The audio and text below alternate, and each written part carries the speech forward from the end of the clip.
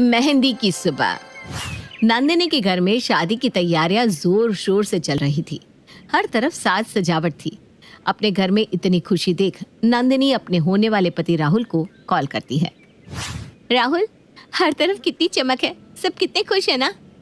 हाँ नंदिनी, आखिरकार हमारी फैमिली इस शादी के लिए मानी गई। हमारा इतना पुराना रिलेशन आखिरकार कामयाब हो ही गया। हाँ राहुल, फाइनली कल हमारी मेहंदी है और परसों शादी। इसके बाद हमारे साथ साथ हमारे परिवार वालों के बीच भी एक गहरा संबंध बन जाएगा। देखो ना कितनी खुशी है।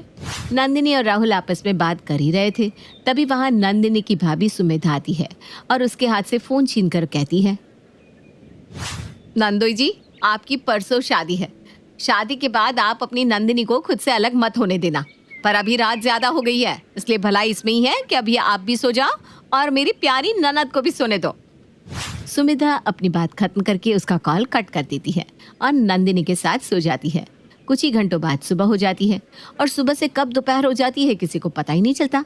दोपहर में लड़के वाले नंदिनी के घर आते हैं, यानी कि राहुल की माँ, सुमित्रा बहन, नेहा और देवर किशन नंदिनी के घर आते हैं। उनको अपने घर पर देखकर नंदिनी की माँ नीलम उनसे कहती है, अरे समधन जी, आप आइए आइए, बैठिए बैठिए। हाँ हाँ ज़रूर। वैसे हम तो यहाँ बस ये देखने आए थे कि यहाँ की तैयारियाँ कैसी चल रही है। आपको दिक्कत तो नहीं है ना? अरे नहीं नहीं समधन जी, कैसी बात कर रही हैं आप, हमें कोई दिक्कत नहीं है। नीलम और सुमित्रा आपस में बात कर ही रहे थे, तभी बीच में नेहा और किशन बोलते हैं, आंटी जी, आप और मम्मी को ना बात कर लेनी चाहिए और हमें अपनी होने वाली भाभी के पास जाना चाहिए। क्या आप बता सकती हैं हमारी भाभी कहाँ है? नंदिनी तो अभी मेहंदी लगवा रही है, घर में फंक्शन हो रहा है ना, वही नंदिनी भी बैठी है। समधन जी आप भी चलिए ना, आप भी रस्म देख लेना। हाँ हाँ क्यों नहीं। सुमित्रा अब नीलम के साथ घर के अंदर जाती है, पर नंदिनी वहाँ से जा चुकी थी, जिसके बाद सुमित्रा और नीलम आपस में बातें करने लगती है। उन दोनों को बात करते हुए दूर खड़ी सुमित्रा देखती है और वो सीधा अपनी ननद के पास जाती है। ननद जी, आपसे एक बात पूछूं? हाँ भाभी बोलिए ना, क्या बात है? नंदिनी की बात सुनकर सुमित्रा रोने लगती है। भाभी क्या हुआ है, आखिर आप रो क्यों रही है, कोई दिक्कत है क्या? नंदिनी, मैं तुमसे जो भी पूछने वाली हूँ सब कुछ सच सच बताना, क्योंकि तुम्हारा और राहुल का रिलेशनशिप काफ़ी सालों से है और अब तुम्हारी शादी भी होने वाली है। शादी एक बहुत बड़ा डिसीजन होता है। जब तुम लोगों ने शादी की बात की तब तुम लोगों ने दहेज की बात नहीं की थी, तो अब तेरे ससुराल वाले दहेज लेने कैसे आ गए? क्या आपके कहने का मतलब क्या है भाभी? मतलब ये कि क्या राहुल ने तुमसे लेन देन की बात की थी? ये कैसी बात कर रही हो भाभी, राहुल को दहेज नहीं चाहिए। और जब मैंने राहुल की बात मम्मी पापा से करवाई थी तब भी राहुल और उसकी फैमिली ने दहेज लेने से साफ इनकार कर दिया था। अच्छा, अगर ऐसी बात है तो तुम्हारे ससुराल वाले यहाँ क्या करने आए हैं? मैंने सुना कैसे वो तुम्हारी सास माँ जी को पैसे के लिए फोर्स कर रही थी। अपनी भाभी की बात सुनकर नंदिनी को एक धक्का लगता है। उसको समझ में नहीं आ रहा था कि अब वो क्या करे। कल राहुल और उसकी शादी थी। नंदिनी को चिंता में देख उसकी भाभी कहती है, देखो नंदिनी, तुम जानती हो इस शादी में कितना खर्चा हो रहा है। एकदम से पैसा लाकर देना पॉसिबल नहीं है। एक बार तुम राहुल से बात करो, क्या पता राहुल कुछ कर सके। नहीं भाभी, ये दोनों माँ बेटे मिले हुए हैं, माँ सही कहती थी। ये सही नहीं है, पर मैं ही नहीं मानी। लेकिन अब मुझे समझ में आ गया है, मेरी शादी अभी हुई नहीं है, इसलिए मैं अपने डिसीजन खुद ले सकती हूँ। नंदिनी अपना फ़ोन उठाती है और बाहर की तरफ निकल जाती है। नंदिनी बाहर बैठकर राहुल को फ़ोन लगाती है। राहुल, तुमने और तुम्हारे परिवार वालों ने खुद को समझा क्या है? अरे हम लड़की वाले हैं और तुम लड़के वाले, तो तुम कुछ भी करोगे। अरे नंदिनी, पर हुआ क्या है? तुम मुझ पर अचानक भड़क क्यों रही हो? मैंने और मेरे परिवार वालों ने ऐसा क्या कर दिया? क्या कर दिया? ये पूछो क्या नहीं किया। राहुल, जब हम शादी की बात कर रहे थे तब मैंने तुम्हें ये कहा था कि मेरी फैमिली तुम्हें दहेज नहीं देगी, और उस समय तुम और तुम्हारी फैमिली भी मान गई थी।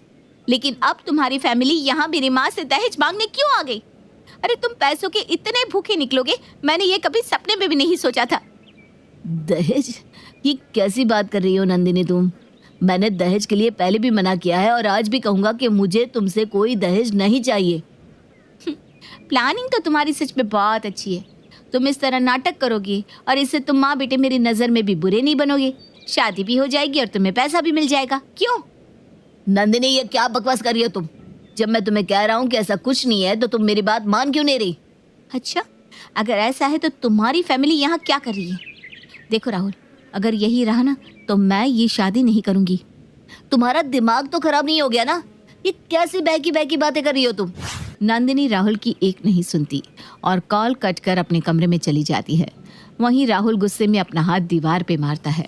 राहुल को इतना गुस्सा करता उसका एक दोस्त वरुण देख लेता है, जिसके बाद वरुण राहुल के हाथ को पानी में रखकर उसे कहता है, क्या हुआ राहुल, इतना गुस्सा क्यों कर रहा है? आखिर हुआ क्या है?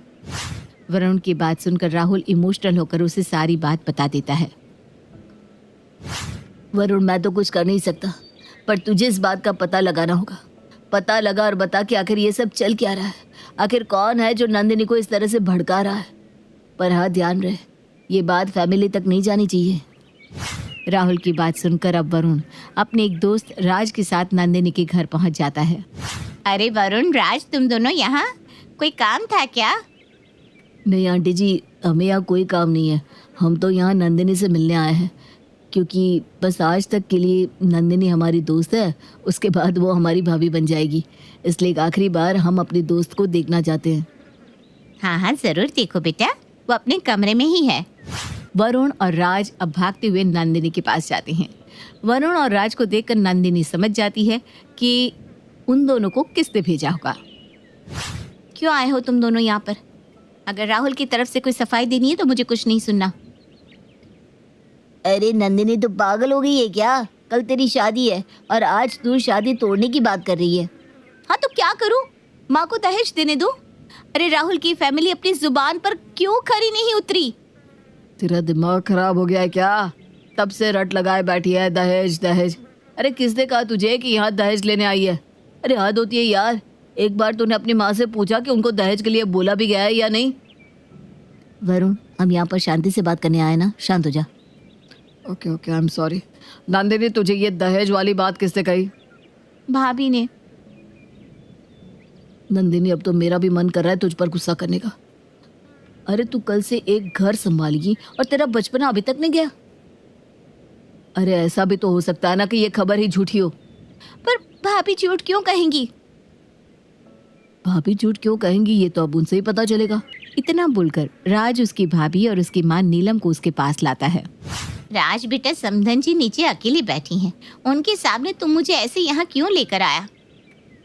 आंटी जी, अभी सब पता चल जाएगा। नंदिनी, अब तुम अपने सारे सवाल पूछो। माँ, राहुल की मम्मी ने आपको दहेज के लिए बोला है। ये क्या बोल रही है? पागल हो गई है क्या? वो तेरी होने वाली सास है और तू अपनी सास के बारे में ऐसा बोल रही है? राज बेटा, ये सब क्या हो रहा है? क्या कह रही है ये? यही तो हमें भी नहीं पता आंटी। हमें तो राहुल ने बताया कि ये महारानी शादी तोड़ने की बात कर रही है। क्या? नंदिनी, तू शादी तोड़ने की बात कर रही है? तुझे पता भी है हमारी कितनी बेइज्जती होगी? और अगर तूने इस शादी को तोड़ा तो तू राहुल से कभी बात तक नहीं कर पाएगी। जिसके साथ तूने इतना समय बिताया है, जिसके साथ तूने इतने सपने संजोए हैं, उसका क्या? और किसने कहा तुझे कि सुमित्रा बहन मुझसे दहेज की बात करने आई है? अरे वो तो यहाँ की तैयारियां देखने आई है। पर भाभी ने तो मुझे यही कहा था। भाभी, आपने मुझसे झूठ क्यों कहा? अरे पर इसको किसने कहा? सुमेधा, तूने ये बात नंदिनी को क्यों कही कि उसकी सास दहेज की बात करने आई है? मुझे लगा माँ जी, इसलिए मैंने ये बात कही। लगा? पर आपने तो कहा था, आपने खुद सुना है। नंदिनी की ये बात सुनकर अब सब समझ जाते हैं कि सुमेधा ने जानबूझकर भड़काया है। पर उसको भड़काया क्यों? बस यही बात सबके जहन में थी और यही बात पता करने के लिए नीलम सभी को कमरे से बाहर भेज देती है, सिवाय नंदिनी और सुमेधा के। सुमेधा, मुझे पता है तूने ये जानबूझकर किया है। तूने जानबूझकर ही नंदिनी के कान भरे, पर ऐसा क्यों किया? माँ जी, मैंने जानबूझकर नहीं किया, वो तो मैंने। भाभी, ये आपने क्यों किया? आखिर क्या वजह है ये करने की? नंदिनी, वो।